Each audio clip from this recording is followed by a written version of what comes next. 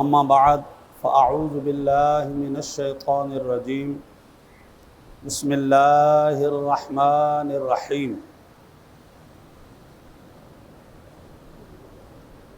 ما کان محمد ابا احد من رجالکم ولکن رسول اللہ وخاتم النبیین وکان اللہ بکل شیء علیما صدق اللہ العلی العظیم۔ محترم المقام، جملہ سامعین، حاضرین و ناظرین، اللہ تبارک و تعالی عز و جل نے سورۃ الاحزاب آیت نمبر 40 کے اندر حضور علیہ الصلاۃ والتسلیم کے مقام نبوت اور مقام رسالت اور حضور علیہ الصلاۃ والتسلیم کی تا قیام قیامت آپ کا جو رسالت ہے، آپ کی جو نبوت ہے اور آپ کا جو یہ میسج ہے، آپ کی جو شریعت ہے، تا قیام قیامت چلے گی، اس آیت مبارکہ میں بیان فرمایا۔ قرآن مجید فرقان حمید میں ہے ما کان محمد ابا احد من رجالکم، فرمایا یہ جو محمد ہیں صلی اللہ علیہ وسلم تم میں سے کسی بالغ اور جوان مرد کے باپ نہیں ہیں۔ قرآن یہ نہیں کہتا کہ حضور باپ نہیں ہیں۔ حضور صلی اللہ علیہ وسلم کے 3 صاحبزادے ہیں، 4 صاحبزادیاں ہیں۔ اللہ نے فرمایا ما کان محمد ابا احد من رجالکم، رجال رجل کی جمع ہے۔ رجل اس آدمی کو کہتے ہیں جو سن بلوغ تک پہنچے، سن شعور تک پہنچے اور سن تکلیف تک یعنی مکلف شرعہ ہونے تک پہنچے۔ حضور علیہ الصلاۃ والتسلیم کے 3 صاحبزادے ہیں۔ 2 صاحبزادے حضرت خدیجۃ الکبریٰ رضی اللہ تعالی عنہا کے بطن مقدس سے، اور 4 صاحبزادیاں حضرت خدیجۃ الکبریٰ رضی اللہ تعالی عنہا کے بطن مقدس سے، یہ 6 اولاد پیدا ہوئی۔ ماریہ قبطیہ رضی اللہ تعالی عنہا یہ حضور صلی اللہ علیہ وسلم کی جاریہ تھی۔ ایک اولاد جو ہے نبی مکرم صلی اللہ علیہ وسلم کی ان سے پیدا ہوئی، تو 3 بیٹے اور 4 صاحبزادیاں یہ نبی مکرم صلی اللہ علیہ وسلم کی اولاد ہے۔ قرآن کہتا ہے تم میں سے کسی بالغ مرد کے باپ نہیں ہیں۔ حضور کے بیٹے پیدا ہوئے، حضور کے بیٹے پیدا ہوئے، لیکن وہ سن شعور کو نہ پہنچے، وہ سن بلوغ کو نہ پہنچے، وہ اس عمر کو نہ پہنچے جس عمر میں وہ شریعت کے مکلف ہیں۔ اب کیوں نہ پہنچے، اس کی بھی ایک وجہ ہے۔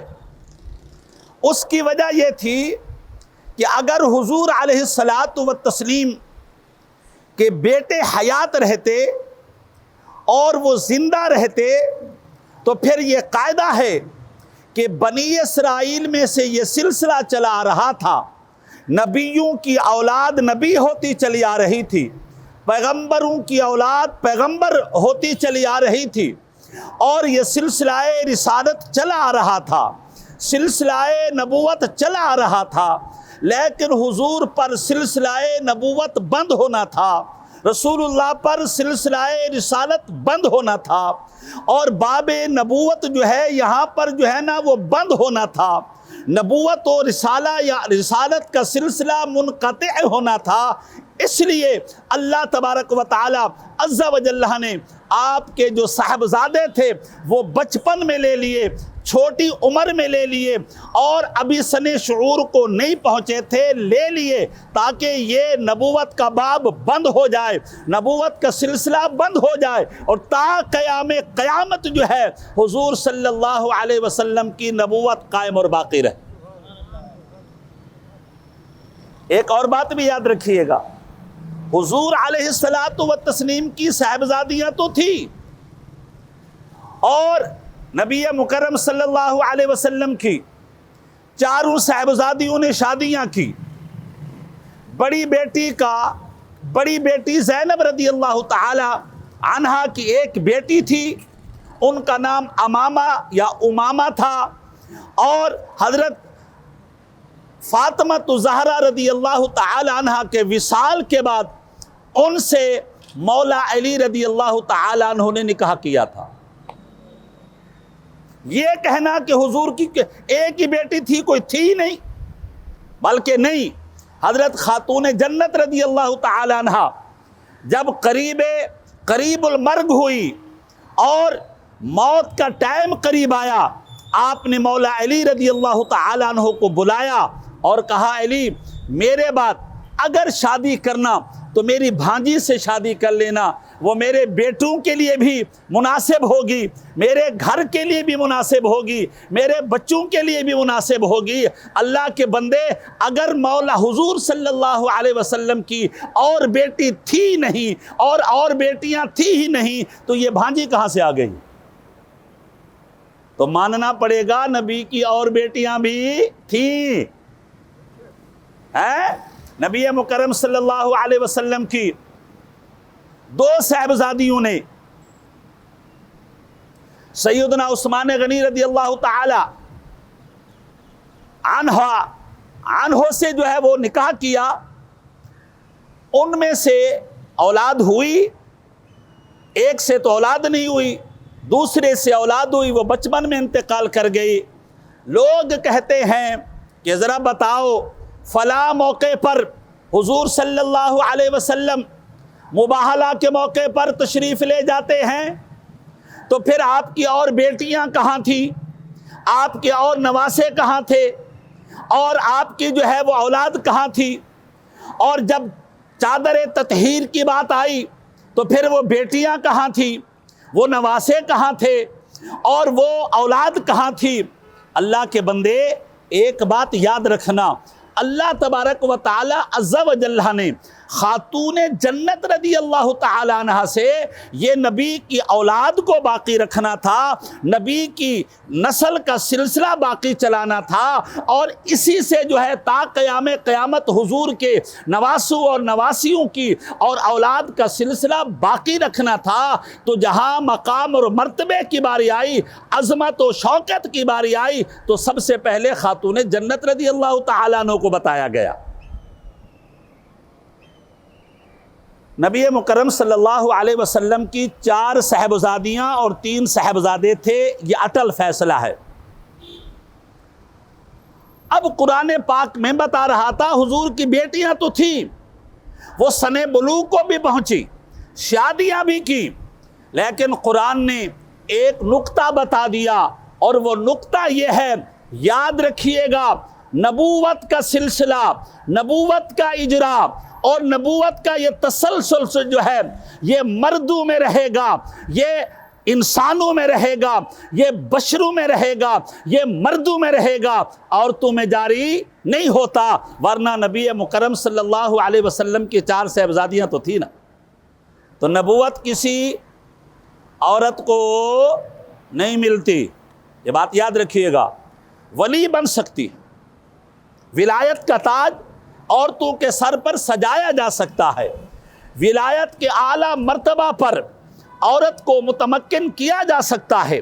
خاتون جنت رضی اللہ تعالی عنہ وہ تو ولایت کی سردار ہیں، وہ ولایت کی آقا اور مالکن اور مولا ہیں۔ تو میرے بھائی، ولایت کا سلسلہ عورتوں میں جاری ہو سکتا ہے، لیکن یہ نبوت اور رسالت کا سلسلہ عورتوں میں جاری نہیں ہے۔ اگلی بات سنیے، ما کان محمد ابا احد من رجالکم ولکن رسول اللہ، لیکن یہ جو محمد ہے نا صلی اللہ علیہ وسلم، اللہ کے رسول ہیں، اللہ کے رسول ہیں، اس میں کوئی شک نہیں ہے۔ رسول رسالت سے بنا ہے، رسالت بمانی میسنجر، رسالت بمانی پیغمبر، رسالت بمانی پیغام پہنچانے والا۔ ہر نبی اللہ کا میسنجر تھا، اللہ کے احکام پہنچانے والا تھا، اللہ کے اوامر پہنچانے والے تھے، اللہ کی ممنوعات اور محظورات سے روکنے والے تھے۔ اللہ نے فرمایا یہ بات یاد رکھنا، جو میرا آقا میرا محبوب ہے، تمہارا نبی ہے، جو میرا آخری نبی ہے اور ختم المرسلین ہے، امام الانبیاء ہے، امام القبلتین ہے اور امام قبلتین بھی ہے اور مسجد حرام کا امام بھی ہے، مسجد اقصی کا امام بھی ہے، مسجد نبوی کا امام بھی ہے۔ سدرۃ المنتہا پر ایک کعبہ ہے، سدرۃ المنتہا پر کعبہ ہے، اسے بیت المعمور کہتے ہیں۔ فرشتے اس کا طواف کرتے ہیں، فرشتے اس کے ارد گرد لبیک اللہم لبیک کہتے ہیں، فرشتے اس کے ارد گرد جو ہے وہ طواف کرتے ہیں۔ سدرۃ المنتہا جو 7 آسمانوں سے اوپر ہے، وہاں پر اسی کعبہ کے برابر ایک قبلہ ہے جسے بیت المعمور کہتے ہیں، فرشتے اس کا طواف کرتے ہیں، فرشتے اس کے ارد گرد لبیک اللہم لبیک کہتے ہیں، فرشتے اس کے ارد گرد جو ہے وہ اپنی عبادت سر انجام دیتے ہیں۔ شب معراج حضور علیہ الصلاۃ والتسلیم جب آپ چلتے ہیں مسجد اقصی میں امامت کراتے ہیں اور جبریل امین جب بیت المعمور میں لے جاتا ہے تو میرے حبیب فرماتے ہیں میں نے سدرۃ المنتہا کو ایسے دیکھا، نور علی نور تھی، وہ نور میں نہا گئی تھی، روشنی ختم ہونے کا نام نہیں لے رہی تھی۔ اتنے میں جبریل امین نے کہا یا رسول اللہ صلی اللہ علیہ وسلم، یہ جو صف بستہ فرشتے کھڑے ہوئے ہیں، صف باندھ کر کے فرشتے کھڑے ہوئے ہیں، جس طرح کہ آپ نے بیت اللہ میں اپنے صحابہ کو امامت کرائی اور مسجد اقصی میں نبیوں کی امامت کرائی، آج آپ آئیں بیت المعمور میں فرشتوں کی امامت کرائیں۔ اچھا ایک اور بات بھی یاد رکھیے گا، یہ تو ہم ہیں امام کے پیچھے نماز پڑھ لیں گے، مگر ہمارے نزدیک جو معاشرے کا گیا گزرا بندہ ہے وہ امام ہے، کیونکہ ہر بندے کو جو چاہے جی بول دے۔ حالانکہ قاعدہ یہ ہے امام پورے معاشرے کا افضل فرد ہوگا، اعلیٰ فرد ہوگا، اکمل فرد ہوگا، تبھی تو وہ امام بنے گا۔ تو اصول کیا ہے؟ امام اعلیٰ فرد ہوتا ہے، امام اکمل فرد ہوتا ہے، امام افضل فرد ہوتا ہے۔ اور اس بات نے ہمیں بتا دیا کہ جب بیت المعمور میں حضور نے امامت کرائی، فرشتے پیچھے کھڑے ہوئے تھے، جبریل امین پیچھے کھڑے ہوئے تھے، نورانی مخلوق پیچھے کھڑی ہوئی تھی، تو پتہ چل گیا ہمارے آقا اللہ نے وہ مقام عطا فرمایا ہے کہ وہ انسانوں سے تو افضل ہیں ہی صحیح، وہ نبیوں سے افضل ہیں ہی صحیح، ساری کائنات سے افضل ہیں ہی صحیح، لیکن اللہ کی نورانی مخلوق فرشتوں سے بھی افضل اور اعلیٰ حضور ہی ہے صلی اللہ علیہ وسلم۔ کیونکہ امام کا اعلیٰ ہونا ضروری ہے، امام کا اعلیٰ ہونا ضروری ہے۔ اچھا آئیے، تو میں بتا رہا تھا قرآن کہتے ہیں وَلَٰكِن رسول اللہ وَخَاتَمَ النَّبِيِّينَ، اللہ کے رسول ہیں۔ یہ بات یاد رکھیے گا، اللہ تبارک و تعالیٰ نے کچھ پیغمبر بھیجے، نبی بھیجے اور کچھ رسول بھیجے۔ رسول اور نبی میں فرق ہے، رسول اور نبی میں فرق ہے۔ جو نبی ہوتا ہے وہ پیغام لے کر کے پہلے کا جو پیغام اللہ نے اتارا ہوا ہے وہ دوسروں تک پہنچاتا ہے۔ جس طرح حضور علیہ الصلاۃ والتسلیم دنیا سے تشریف لے گئے اور آپ جو میسج چھوڑ کر کے گئے، پیغام چھوڑ کر کے گئے، احادیث چھوڑ کر کے گئے، اپنا نظام چھوڑ کر کے گئے، یہ آگے پہنچانا، پہلے والے نبی آتے تھے، سابقہ پیغام کو آگے پہنچاتے تھے، سابقہ میسنجر کو میسیجز کو آگے پہنچاتے تھے، مگر حضور نے فرمایا، اللہ نے فرمایا، حبیب تیرے پیغام پہنچانے کی ذمہ داری ہم نے اٹھا لی ہے، اب آپ کے بعد نبی کوئی نہیں آئے گا، آپ کے بعد رسول کوئی نہیں آئے گا، لیکن آپ کا پیغام قیامت تک لوگوں تک پہنچتا رہے گا اور پبلک تک پہنچتا رہے گا، کائنات میں کونے کونے میں یہ پیغام گونجتا رہے گا۔ میرے حبیب نے پوچھا وہ کیسے؟ میرے اللہ نے فرمایا ہم تیری امت میں علماء پیدا کریں گے جو تیرے پیغامات کو آگے پہنچاتے رہیں گے۔ پیغمبر وہ ذات ہوتا ہے جو پچھلے پیغام کو آگے پہنچائے، نبی اسے کہتے ہیں جو پچھلے پیغام کو آگے پہنچائے۔ پہلے آیت اتر چکی تھی وہ پیغام آگے پہنچائے، پہلے شریعت آ چکی تھی وہ پیغام آگے پہنچائے، پہلے اللہ کے حکام آ چکے تھے وہ آگے پہنچائے۔ رسول جو ہوتا ہے وہ نیا دین لے کر کے آتا ہے، نئی شریعت لے کر کے آتا ہے، اس کے پاس جبریل امین براہ راست اترتے ہیں، جبریل امین اس کے پاس اللہ کا کلام لے کر کے آتے ہیں، جبریل امین کو کھلی آنکھوں سے دیکھتے ہیں، اللہ تبارک و تعالیٰ اسے نئی شریعت دیتا ہے، نیا دین دیتا ہے اور نئے احکام دیتا ہے، نئے جو ہے وہ اللہ اوامر دیتا ہے۔ تو حضور علیہ السلام اللہ تبارک و تعالیٰ نے کیونکہ حضور کو دین بھی نیا دیا تھا اور رسالت بھی نئی دی تھی، احکام بھی نئے پہنچائے تھے، اس لیے حضور علیہ السلام کو اللہ نے فرمایا اے حبیب وَلَٰكِن رسول اللہ وَخَاتَمَ النَّبِيِّينَ، آپ اللہ کے رسول بھی ہیں اور اللہ کے نبی بھی ہیں، اس لیے کہ جب تک نبوت کا سلسلہ وحی کا سلسلہ شروع نہیں ہوا تھا اللہ کے حبیب اس توحید کا پیغام پہنچا رہے تھے جو پہلے نبی پہنچاتے رہے، اس ایک رب کا پیغام پہنچا رہے تھے جو پہلے نبی پہنچاتے رہے۔ جب قرآن اترنا شروع ہو گیا تو پھر اللہ کے حبیب نے اپنی شریعت کا پیغام پہنچانا شروع کر دیا۔ یہی وجہ ہے کہ حضور علیہ السلام اس وقت اپنی مرضی پر نماز پڑھا کرتے تھے، کوئی مقرر نہیں تھی نماز، حضور پڑھ لے، کتابوں میں یہ لکھتا ہے حضور یا تو صبح کہ 2 رکعت پڑھتے تھے یا شام کی 2 رکعت پڑھتے تھے بس، اس لیے اس وقت تو یہ حکم نازل ہی نہیں ہوا تھا کہ صبح کے 2 رکعت فرض اور 2 رکعت سنت ہے،